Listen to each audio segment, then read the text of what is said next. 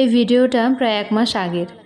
তখন বাড়ি গেছিলাম, আর বাড়ি থেকে ফেরার দিন এই যে বাপি নিজের হাতে লেবু তুলে দিচ্ছে আমার শ্বশুরবাড়ির জন্য। আর কে কে আমার মতো বাপের বাড়ি থেকে নিয়ে আসা সবজি কমেন্টে একটু জানিও।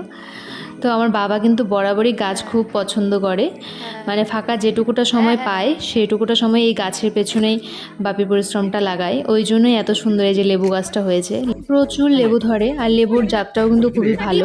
আর এদিকে আমার মা কি বলছে দেখো, লেবুর জন্য নাকি পয়সা দিতে হবে। যাই হোক, মজা করে বলছিল সেটা। লেবু মোটামুটি তোলা শেষ, এরপর আমি আর পাপি মিলে ভেন্ডি তুলতে গেলাম।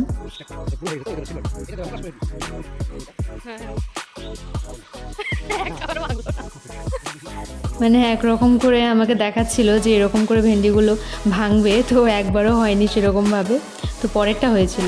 ভেন্ডি গাছগুলো দেখো অনেকটাই কিন্তু বড় হয়ে গেছে। এটা আমাদের বাড়ির পেছনের জায়গা, ফাঁকা একটা জায়গা রয়েছে আমাদের বাড়ির পেছনেই, সেখানেই আমার বাবা প্রত্যেক বছরই এই ধরনের সবজি চাষ করে থাকে। বাপি এটা শখ, আর সত্যি খুব সুন্দর সবজিগুলো হয়। আর নিজের বাগানের সবজি ছিঁড়ে সেটা রান্না করা কিন্তু মজাটাই আলাদা। আমরা ছোট থেকেই বাপির এই গুণটা কিন্তু দেখে আসছি। তো আমাদের বাড়িতে আরও অনেক ধরনের সবজির চাষই করেছে, যেমন পুঁই শাক এই যে দেখলে, ওইদিকে কচু শাক, এইদিকে রয়েছে লাউ শাক, আরও অনেক ধরনের গাছই বনে। ওদিকে সামনের দিকে ছিল তোমার শশা গাছ, ওটা দেখানো হয়নি।